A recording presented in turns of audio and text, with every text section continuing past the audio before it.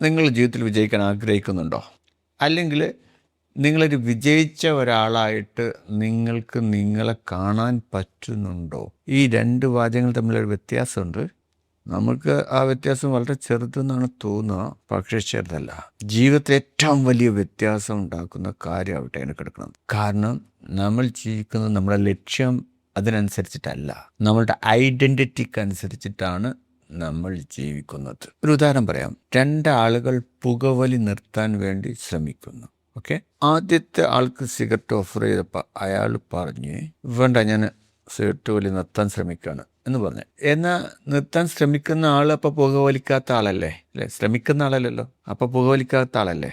അപ്പോൾ രണ്ടാമത്തെ ആൾ ഇതിനാണ് ചെയ്തുകൊണ്ടിരിക്കുന്നത്. അപ്പോൾ അയാൾ പറഞ്ഞ വാക്കിലൊരു വ്യത്യാസമുണ്ട്. എനിക്ക് സിഗരറ്റ് വേണ്ട, ഞാൻ പുക വലിക്കാത്ത ആളാണ്.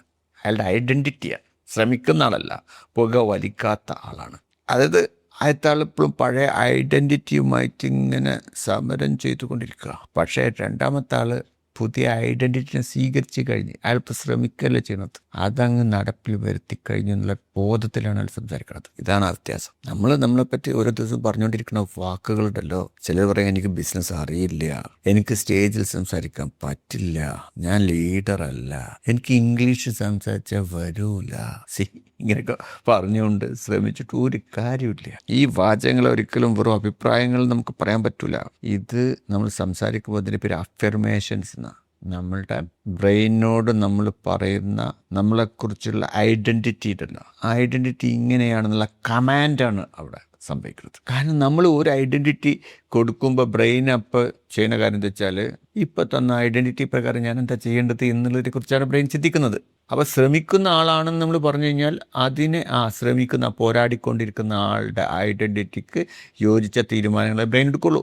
മനഃശാസ്ത്രത്തിൽ ഇതിന് സെൽഫ് ഐഡൻറ്റിറ്റി തിയറി എന്നാണ് പറയുന്നത്. മനുഷ്യൻ തൻ്റെ ഉള്ളിലെ തിരിച്ചറിയലിനോട് യോജിക്കുന്ന രീതിയിലാണ് സ്ഥിരമായി പെരുമാറുക. ഞാൻ എന്താണെന്നാണ് നമ്മൾ തിരിച്ചറിഞ്ഞത്, അതിനോട് യോജിക്കുന്ന രീതിയിലാണ് നമ്മുടെ തലച്ചോർ സ്ഥിരമായിട്ട് പെരുമാറുക.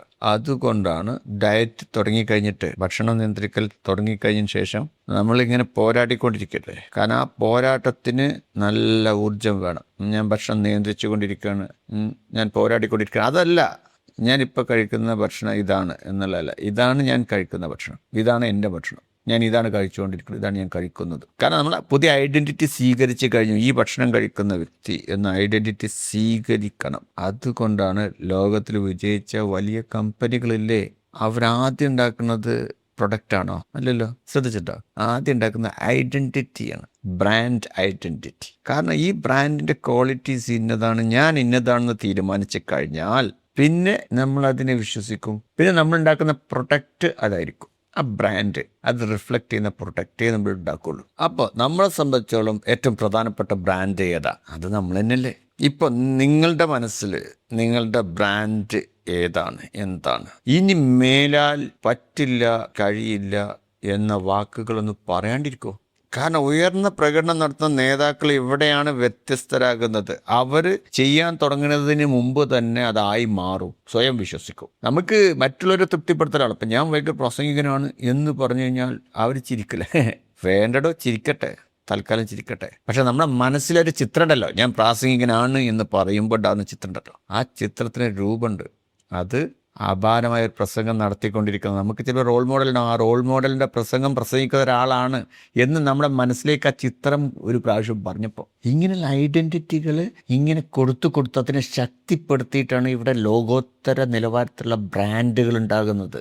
നമ്മൾ ടെൻഷൻ വരുമ്പോൾ എൻ്റെ കൺട്രോൾ പോകുമെന്ന് പറഞ്ഞ് പകരമായിട്ട് എന്ത് ടെൻഷനിലാണെങ്കിലും ഞാൻ വളരെ കൃത്യമായ തീരുമാനങ്ങളെ ഞാൻ എടുക്കൂ. ചിലപ്പോൾ സത്യം വേറെ ആയിരിക്കും, ദേഷ്യം വന്ന കയ്യിൽ നിന്ന് കാര്യങ്ങൾ പോണ ആളായിരിക്കും. പക്ഷേ ഞാൻ ദേഷ്യം വന്ന കയ്യിൽ നിന്ന് കാര്യങ്ങൾ പോണ ആളാണെന്ന് പറയുമ്പോൾ തന്നെ നമ്മുടെ ഉള്ളിൽ ചിത്രം വന്നില്ലേ, ഒരു ഫീലിംഗ് വന്നില്ലേ? ആ ചിത്രമാണോ ഞാൻ ദേഷ്യം വന്നാലും എന്ത് വികാര വിക്ഷോഭങ്ങൾ ഉണ്ടായാലും കൃത്യമായ, വ്യക്തമായ, ശക്തമായ തീരുമാനം എടുക്കുന്ന വ്യക്തിയാണ് എന്നങ്ങോട്ട് പറയുന്ന സമയത്ത് തന്നെ ആ വ്യക്തി അവിടെ ജനിച്ചില്ലെന്ന് ആലോചിച്ചു. കാരണം ഇത് വെറും മോട്ടിവേഷനല്ല, ഇവ ന്യൂറൽ ഐഡൻറ്റിറ്റി, ഇതിനെ ശക്തിപ്പെടുത്തുന്ന ആവർത്തനങ്ങൾ, അഫിർമേഷൻസ്. അതാണ് എല്ലാ ദിവസവും രാവിലെ 7:30 പരിശീലിക്കുന്നുണ്ട് നിങ്ങൾ. എൻ്റെ കൂടെ നിന്നിട്ട് ജീവിതം ചൊൽപ്പടിയിലാക്കണോ? നമ്മൾ ആഗ്രഹിക്കുന്ന ജീവിതം ജീവിക്കണോ? ഞങ്ങൾ ഈ പ്രോഗ്രാമിൽ ചോദിക്കുന്ന ചോദിച്ചാൽ ഞാൻ ചോദിക്കും, നിങ്ങൾ ആരാവാനാണ് തീരുമാനിച്ചിട്ടുള്ളത്? അങ്ങനെ പറഞ്ഞിട്ട് ഞാൻ ഇന്ന ആളാവാനാണ് തീരുമാനിച്ചിട്ടുള്ളത് എന്ന് പറയുമ്പോൾ അയാളുടെ ഐഡൻറ്റിറ്റി എന്താ? ഇന്ന ആളാവാൻ വേണ്ടി തീരുമാനിച്ച വ്യക്തിയാണ് അല്ലേ? അതല്ല ഐഡൻറ്റിറ്റി. ഏതായാലും നമുക്കൊരു പരിശീലനം ചെയ്യാം. ഒരു പേപ്പർ ഒന്ന് എടുക്കുക, എന്നിട്ട് അതിൽ മുകളിൽ ഞാൻ ആരാണ് എന്നൊരു ചോദ്യം എഴുതുക. എന്നിട്ട് ചിന്തിക്കാനും നിൽക്കണ്ട. ഞാൻ ഈ പറഞ്ഞ മാതിരി മോട്ടിവേറ്റഡ് ആയിട്ട് ചിന്തിക്കൊന്നും വേണ്ട. നമ്മുടെ മനസ്സിൽ പേർത്തും പറഞ്ഞുകൊണ്ടിരിക്കുന്ന കാര്യങ്ങൾ അങ്ങനെ എഴുതി പോവാം. എന്നിട്ട് നമ്മൾ പരിമിതപ്പെടുത്തുന്ന ചില കാര്യങ്ങളുണ്ടാവുമല്ലോ. ഞാൻ ഇന്ന ആളല്ല, ഇന്ന മോശക്കാരനാണ്, ഇന്ന പ്രശ്നമുണ്ട് എന്നൊക്കെ പറയുന്ന ആ ഐഡൻറ്റിറ്റിക്ക് ബദലായിട്ട് നൽകാൻ കഴിയുന്ന പുതിയ ഐഡൻറ്റിറ്റി എന്താണെന്നുള്ളത് എഴുതുക. അതായത് എനിക്ക് ഭയങ്കര പേടിയാണ് എന്നായിരിക്കും ചിലപ്പോൾ ഒരു കാര്യം നമ്മൾ എഴുതിയിട്ടുണ്ടാവുക. എന്നാൽ അതിൻ്റെ താഴെ എഴുതുക, ശരിയാണ് എനിക്ക് പേടിയുണ്ട്, എന്നാലും ഞാൻ നിർത്തൂല, മുന്നോട്ട് പോകും. ശരിക്കും അതല്ലേ സത്യം? പേടിയുണ്ടായിട്ടും നിർത്താതെ മുന്നോട്ട് പോകുന്നില്ലേ? അപ്പം ആ ഐഡൻറ്റിറ്റിയാണ് വേണ്ടത്. നമ്മൾ വിജയിക്കില്ല, പരാജയപ്പെടുന്നതാണെങ്കിൽ അതിന് പകരമായിട്ട് എല്ലാവരും പരാജയപ്പെടും. പക്ഷേ പരാജയപ്പെടലിന് പരാജയം എന്നല്ല പറയാം, പരാജയത്തിലൂടെ പാഠങ്ങൾ പഠിച്ചു വളരുന്ന ആളാണ് ഞാൻ എന്നെഴുതുക. ഇങ്ങനെ നമ്മൾ 2 സെൻറ്റൻസ് എഴുതുമ്പോൾ ആദ്യത്തെ കാര്യം ഞാനൊരു പരാജയമാണെന്ന് പറയുമ്പോൾ തീർന്നില്ലേ? നിങ്ങളൊന്ന് ആലോചിച്ച് നോക്ക്. അപ്പം തന്നെ നമ്മുടെ ഊർജ്ജം അങ്ങോട്ട് പോകും. പരാജയം എന്നുള്ള പേര് ഐഡൻറ്റിറ്റി വരുമ്പോൾ അതേസമയം പരാജയത്തിന് ഞാൻ പഠിച്ചുകൊണ്ടിരിക്കുന്ന വ്യക്തിയാണെന്നുള്ള ഐഡൻറ്റിറ്റി അങ്ങോട്ട് വരുമ്പോൾ തന്നെ അവിടെ പവർ കയറിയില്ലേ? കാരണം ഇത് വെറൊരു എഴുത്തല്ല, എഴുത്തിൽ നമ്മുടെ ജീവിതത്തിൻ്റെ ദിശ തന്നെ മാറ്റിമറിക്കുന്ന കാര്യമാണ് നമ്മൾ എഴുതുന്നത്. നമുക്ക് അടുത്ത എപ്പിസോഡിൽ ഞാനൊരു 10 വീഡിയോ അങ്ങനെ പറഞ്ഞു വന്നിട്ടുണ്ട്. അതിൻ്റെ ലാസ്റ്റത്തെ വീഡിയോ ആണ്. അതിൽ ഇത് എന്താണ് നമ്മൾ ചെയ്തുകൊണ്ടിരിക്കുന്നത്. ഇത് ഒരു പുതിയ ജീവിതത്തിൻ്റെ തുടക്കമാണ്. ചില ആൾക്കാർ എത്ര അറിവ് കിട്ടിയിട്ടും നന്നാവില്ല, എത്ര അറിവ് കിട്ടിയിട്ടും കാര്യമില്ല അല്ലേ?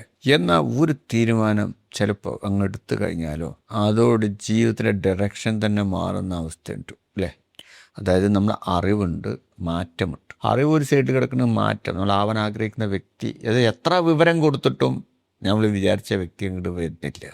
അപ്പോൾ ഒരു പാലം പണിയണ്ടേ നമുക്ക്? ഈ പറഞ്ഞ അറിവിലും നമ്മൾ ആഗ്രഹിക്കുന്ന വ്യക്തിയിലേക്കുള്ളൊരു പാലം പണിയണ്ടേ? നമുക്ക് അടുത്ത എപ്പിസോഡിൽ അതിനെക്കുറിച്ച് ചർച്ച ചെയ്യാം.